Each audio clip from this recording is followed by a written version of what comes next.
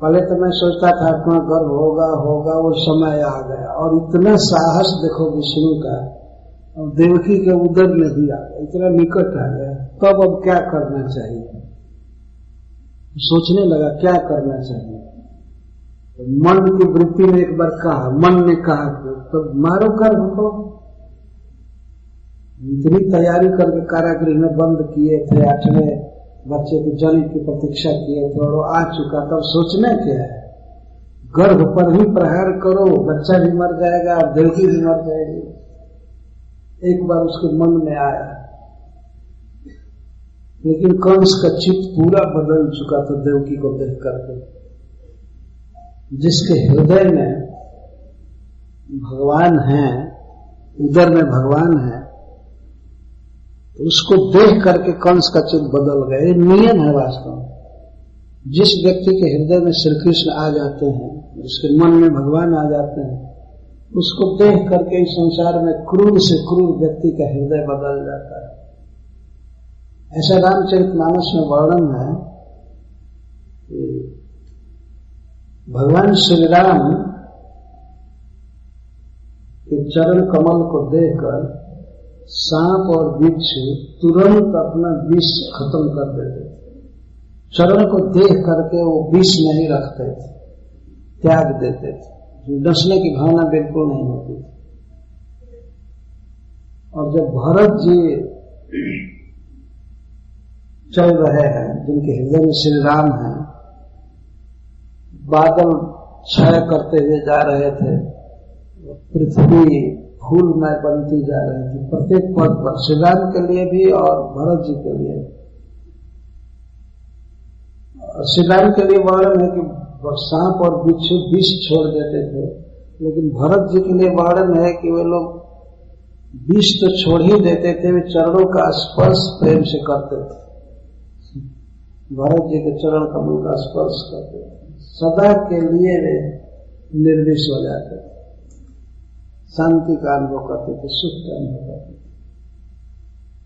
कई बार इन बातों का वर्णन है। इस वृंदावन धाम में जो प्राणी रहते हैं, उनके बारे में भागवत में वर्णन किया गया है कि वे स्वाभाविक वैर को भूल जाते। जैसे सांप और मयूर में वैर है, सांप को मयूर खा जाता है, हरिण को देख करके बाघ खा जाता है, मनुष्यों को देख करके कोई सिंह आक्रमण करता है। लेकिन वृंदावन के स्वभाव के कारण यहाँ पर कोई किसी से वैर नहीं करता है। सुखदेव गोस्वामी 18वें अध्याय में इसका वर्णन किए, 10वें स्कंद। जैसे चैतन्य महाप्रभु ने अपने प्रभाव से झारखंड जंगल में सभी जीवों के वैर भाव को दूर कर दिया। वहां बाघ हरिण को गले लगा रहा था, सिंह और हाथी एक साथ मिलकर कीर्तन कर रहे थे, सांप और मयूर भी कीर्तन कर रहे थे, बोल रहे थे, झूम रहे थे, नाच रहे थे। और जैसा श्रील प्रभुपाद जी ने किया, परस्पर एक दूसरे के द्रोही विरुद्ध आचरण वाले सबको एक मंच पर नचा दिया दुनिया को। जैसे चैतन्य महाप्रभु एक मंच पर कृष्ण भक्ति के धरातल पर रसियन और अमेरिकन एक साथ गाते नाचते है ना, लेकिन इनमें वास्तव में क्या कहा, भैंसे जैसे आपस में झगड़ा रहता है। लेकिन इस धरातल पर कोई भेदभाव नहीं, चाहे रसिया का हो, अमेरिकन हो, यूरोपियन हो, इंडियन हो, कोई हो। कृष्ण परम पिता है, कृष्ण प्रभु हैं और हम लोग उनके दास हैं। इस भावना से सब एक साथ रहते हैं। तो श्री वृंदावन धाम में स्वाभाविक वैर भी नहीं रहता है, कुछ भी नहीं रहता, सब एक दूसरे के प्रेमी होते हैं वास्तविक वृंदावन में। तो ये वर्णन सुखदेव गोस्वामी ने किए हैं। तो आज एक अद्भुत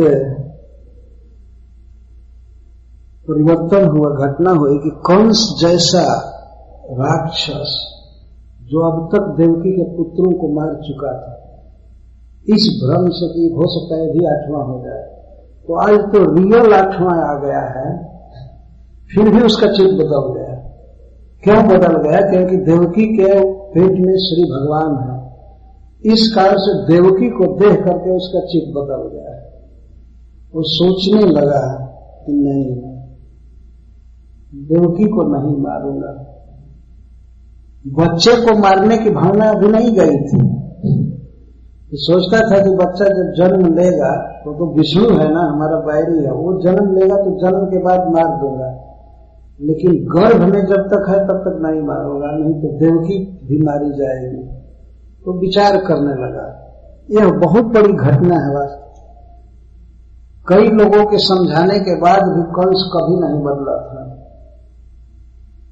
बल्कि और उल्टा हो जाता था। उसके जो साथी थे, उसके जो मंत्री आदि थे, सब बड़े दूषित बुद्धि वाले थे। जैसे उसके मंत्रियों में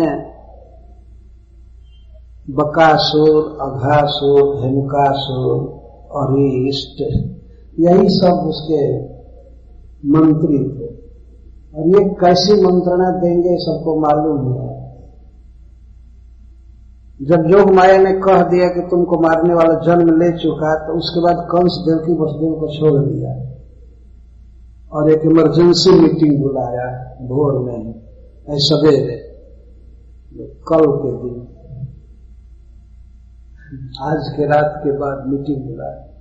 और उस मीटिंग में, इष्ट गोष्ठी में, इष्ट उसके इष्ट तो वही सब थे राक्षस सब इष्ट थे, उनकी गोष्ठी किया और उनके बीच रात में घटी घटना को सुना दिया। ऐसा ऐसा हुआ था, देवकी तक का तो 8वां पुत्र नहीं हुआ, एक बच्ची हुई और वो बच्ची सामान्य नहीं थी, वो माता दुर्गा जी है। दुर्गा जी ने कहा कि तुमको मारने वाला कहीं जन्म ले चुका है, तुम बेकार बच्चों की हत्या मत किया करो, अन्य बच्चों। तो हमें क्या करना चाहिए? आप ही लोग हमारी आंख हैं, कंस ने कहा, हमारे नेत्र हैं, हमारी बुद्धि, सब कुछ आप लोग है। अब जो हमारा, जिसमें हमारा हित हो, हमारा कल्याण हो, आप सब पढ़े लिखे हैं, बड़े बड़े मंत्री हैं, आप हमको ठीक ठीक राय दीजिए, हमको परामर्श दीजिए, ओपिनियन दीजिए कि व्हाट शुड आई डू, हमको क्या करना चाहिए। और एक बार विचार कर लीजिए, जल्दी मत बोलिए, खूब सोच समझ करके। तो सारे मंत्री लोग विचार किए और आपस में एक तथ्य पर कहे कि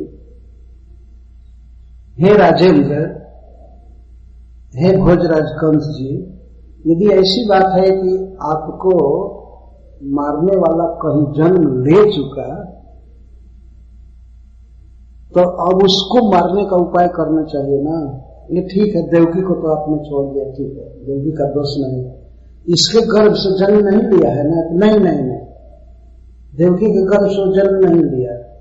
दुर्गा जी बताई कि कहीं जन्म ले चुका है। माता योग माया ने, दुर्गा जी ने बताया कि कहीं जन्म ले चुका। ये नहीं कही कि यहीं पर जन्म लेकर गोकुल चला गया कंस को छोड़ दिया संकट में पड़ने के लिए कि सोचे कहां जन्म लिया। तो फिर पूछता है कंस, नहीं वो लोग पूछे, तो माता दुर्गा ने जो शब्द कहा उसका ठीक ठीक पर समझते हैं आप ना? हाँ बिल्कुल समझता हूं, मैं बहुत ध्यान से सुना हूं। क्या कहा? माता ने कहा कि तव पूर्व शत्रु क्वचित जात, तुम्हारा पहला शत्रु, पूर्व जन्म का ही शत्रु विष्णु कहीं जन्म ले चुका। वो लोग पूछते हैं जन्म ले चुका तो कितने दिन के अंदर की बात होगी, आप क्या समझते हैं?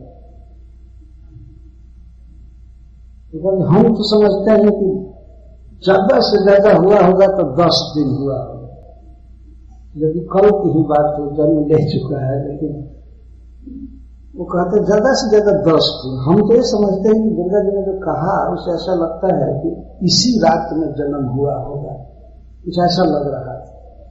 लेकिन मान लीजिए 10 दिन का हो गया, तो मंत्री लोग क्या राय दिया? अच्छा ठीक है, 10 दिन।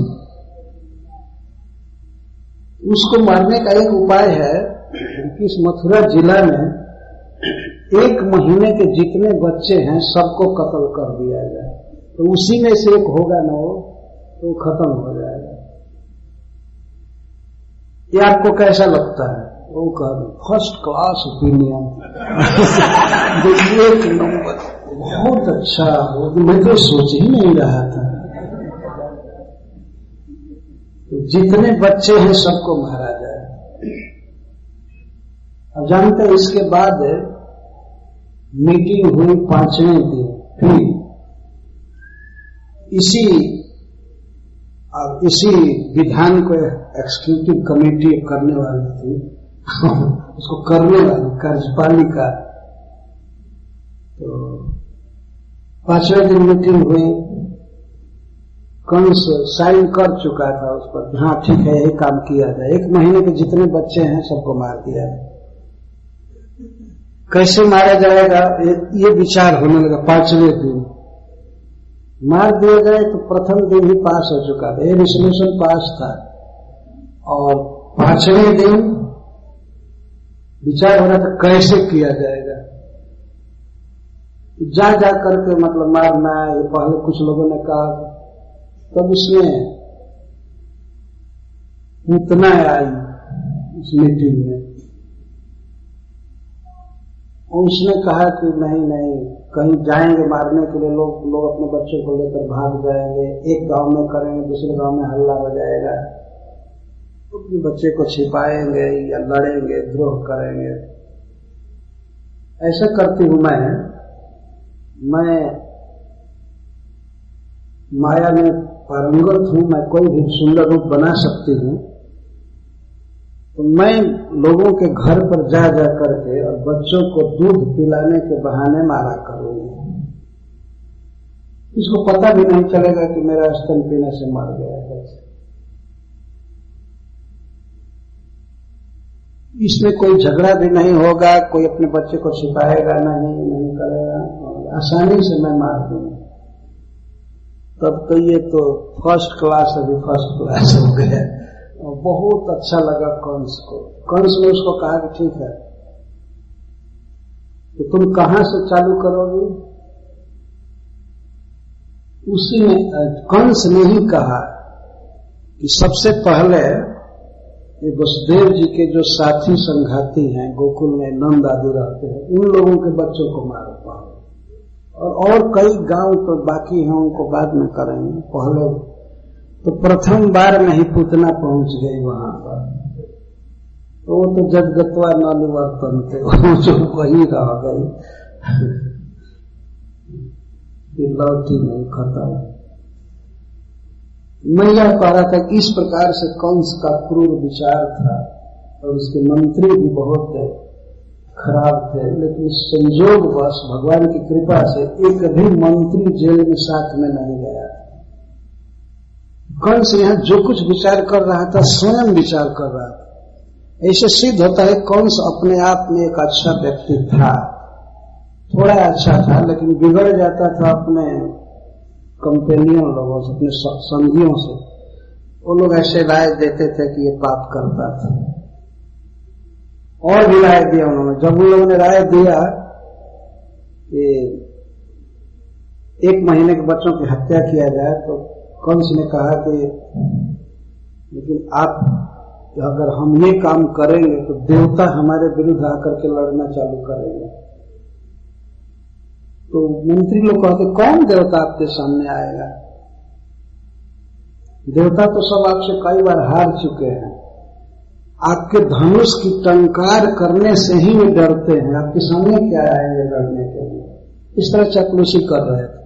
और कंस वास्तव में था भी बहुत बलवान। इंद्र तो आपके सामने आएगा नहीं, क्योंकि उसमें कोई बल नहीं है। अब बचे 3 देवता, ब्रह्मा, शिव और विष्णु। तो ब्रह्मा तो लड़ाई झगड़ा करते नहीं, वो वेद पढ़ते हैं, सृष्टि करते हैं। आज तक कोई नहीं सुना कि वो झगड़ा करते, तो आपके साथ वो युद्ध करने नहीं आएंगे। उसने कहा हाँ, ब्रह्मा तो नहीं आएंगे। और शिव जी भी वनवासी हैं, कभी अपनी ओर से झगड़ा कभी ठानते नहीं। वन में रहेगा क्या झगड़ा करेगा? गांव घर में रहने वाला कोर्ट में जा सकता है, ये घर का झगड़ा है, ये है। जो एक बट वृक्ष के नीचे रहता है, क्या झगड़ा उसका? पहनते भी कपड़ा साधारण है, मृगचर्म पहन कर रहते हैं, पेड़ की छाल पहनते हैं शिव जी, एकांत में रहते हैं। वो भी कलह प्रिय नहीं है, वो भी झगड़ा करने नहीं आएंगे। हाँ, एक है वीर विष्णु, बहुत खतरनाक है, लेकिन विष्णु को पता ही नहीं लगेगा। वो तो क्षीर समुद्र में एकांत में कहाँ रहता है पता नहीं लगता। आज तो कितने लोग खोजते रहते हैं, वो कंस का वो लोग मंत्री लोग कहते हैं, कितने मरते हैं, उसका डिवोटी बनते हैं, तपस्या करते हैं, लेकिन वो जल्दी मिलता नहीं है। रहो जुस्सा की महंगा, वो तो एकांत में रहता है, वो कहाँ से आएगा? वो नहीं आएगा। लेकिन उसको मारने का उपाय बता रहे हैं। उसको मारने का उपाय ये है कि सनातन धर्म समाप्त किया जाए। और सनातन धर्म कहाँ टिका रहता है? यज्ञ गौ यज्ञ पर टिका रहता है सनातन धर्म। और ब्राह्मण लोग गौएं, क्षमा, दया आदि जितने सब गुण हैं, ये सब विष्णु के गुण हैं। अगर इन गुणों को खत्म किया जाए, ब्राह्मणों को खत्म किया जाए, खासकर ऋषियों को, ब्राह्मणों को समाप्त कर दिया जाए, तो कोई यज्ञ नहीं होगा, कोई प्रचार नहीं होगा, कुछ नहीं होगा, अपने आप विष्णु मर जाएगा। उसका बल है, यही लोग हैं। इसलिए हम लोगों को आज्ञा दीजिए, हम लोग भी आपके मंत्री हैं और फ्री वेतन ले रहे हैं, तो कुछ तो काम आना चाहिए। हम लोगों को काम दीजिए, हम लोग जाएं ऐसे गांव में जहां ब्राह्मण रहते हैं, जहां गौएं रहती हैं, वहां पर बम विस्फोट करेंगे, वहां आग लगाएंगे, गौओं के लिए कसाई खाना खोलेंगे, उनको मारेंगे, अपने आप विष्णु का बल खत्म हो जाएगा। कंस ने कहा ठीक से पास हो गया। कंस जैसा व्यक्ति आज देवकी का निरीक्षण करने आया है 8वें गर्भ का। देवकी को गर्भवती देख करके वो बदल गया। परसों से विष्णु आ गया है लेकिन बदल गया, सोचने लगा कि मध्य तस्मिन् करणीयमासु में जदर्थ तंत्रो न विहन्ति विक्रमम् स्त्रियः स्वसुरगुरुमत्या बधोयम् यशः श्रियम् हन्त्यनुकालमायुः। कंस के मन में बहुत सद्विचार आ गया। क्यों आ रहा है? देवकी को देख करके। देवकी में क्या विशेषता है कि उसके भीतर भगवान। तो हरिवास युक्त हृदय भक्त को देख करके दूसरे लोग बदल जाते हैं। यदि कोई भक्त हृदय में कृष्ण को लिया है, तो दुनिया में घूमे कहीं भी, तो बिना प्रचार किए भी लोग भक्त हो जाते हैं उसको देख करके। यह बात बिल्कुल सत्य है। अगर आप चाहते हैं कि ऐसे और आध्यात्मिक संदेश हर दिन आपको प्राप्त होते रहें, तो अपने नाम और शहर के साथ इस्कॉन डिजायर ट्री के नंबर 9987949494 9987949494 पर एक संदेश भेजें।